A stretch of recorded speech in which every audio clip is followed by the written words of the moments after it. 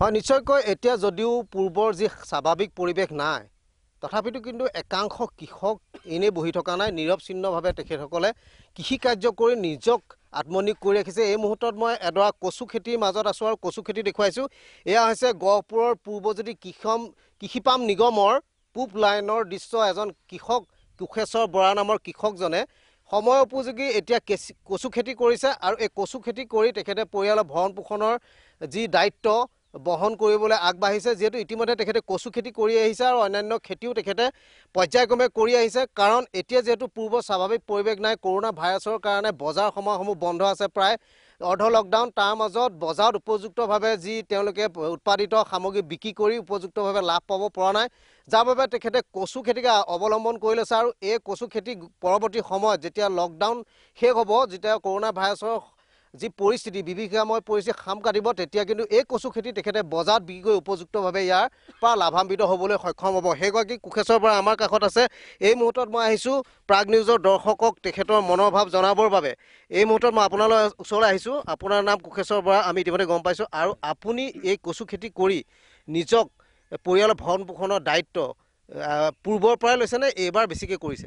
নহয়, আগতে মই কৰিছিলোঁ, কিন্তু এইবছৰ অলপ বেছিকৈ কৰিছোঁ। নিশ্চয়। আগতে কিমান কৰিছিলে? আগতে মানে যোৱা বছৰৰ পৰা মই কচু খেতিৰ লগত জড়িত হৈছোঁ। তাৰ বাদ বাকী বেলেগ ধৰণৰ খেতি কৰোঁ। বিলাহী, কবি, ফুলকবি, বন্ধাকবি এইবিলাক ধৰণৰ খেতি কৰা হয়। কিন্তু এইবাৰ সেইটো খেতিও কৰা হৈছিলে। কিন্তু কি হ'ব, কৰোনা মহামাৰীত আহি যোৱাৰ লগে লগে আমাৰ বস্তুবিলাক বাৰীতে গেলি পচি ধ্বংস হৈ গ'ল। এতিয়া সেয়ে ভাবিছোঁ নিশ্চয় চাগে এই কচু খেতিৰ জৰিয়তে তেতিয়ালৈ চাগে নিশ্চয় কৰোনা মহামাৰী নিশ্চয় উপকৃত হ'ব। আমি তেনেধৰণে ভাবিছোঁ। এইবাৰ কিমান বিঘা কৰিছে? এইবাৰ কচু মই প্ৰায় 3 বিঘামান কৰিছোঁ। হয়। ইয়াৰ পূৰ্বত কিমান কৰিছিলে? আগতে মই প্ৰথমবাৰ খেতি কৰোঁতে এবিঘা কৰিছিলোঁ। তেতিয়া কিমান লাভ পাইছে? পাইছোঁ আৰু ঘৰখনত চলিব পৰাকৈ হৈছে। অন্যান্য খেতিৰ জৰিয়তে কিমান লাভ পাই আহিছে? পাইছোঁ আৰু চলিব পৰা হৈছোঁ আৰু মুঠতে। আপোনাৰ কিমান কৃষক আছে ইয়াত? কেনেধৰণে কি খেতি কৰিছে? আমাৰ পূৰ্বজ্যোতি কৃষি পাম নিগমত প্ৰায় কৃষকেই, তেখেতলোকে বহুতেই বাম খেতিৰ লগত জড়িত।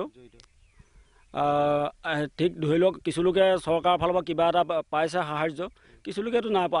আমিয়ে পোৱা নাই। আমি কোনো ধৰণৰ চৰকাৰৰ ফালৰ পৰা আমি সাহাৰ্য পোৱা নাই। যিহেতু আপুনি এই সময়ত যি কচু খেতি কৰিছে, ইয়াৰ পৰা আপুনি যথেষ্ট লাভান্বিত হ'ব। তেতিয়াহ'লে বজাৰ খুলিব, উপযুক্তভাৱে আপুনি দাম পাব। পাম, নিশ্চয় পাম বুলি ভাবিছোঁ। কাৰণ অন্যান্য শাক চব্জি যিখিনি খেতি আছে এতিয়া বজাৰ নাই। সেইখিনিতো গেলি গ'ল আৰু সেইখিনিতো ক'বলৈ গ'লে প্ৰায় গেলি গৈছে।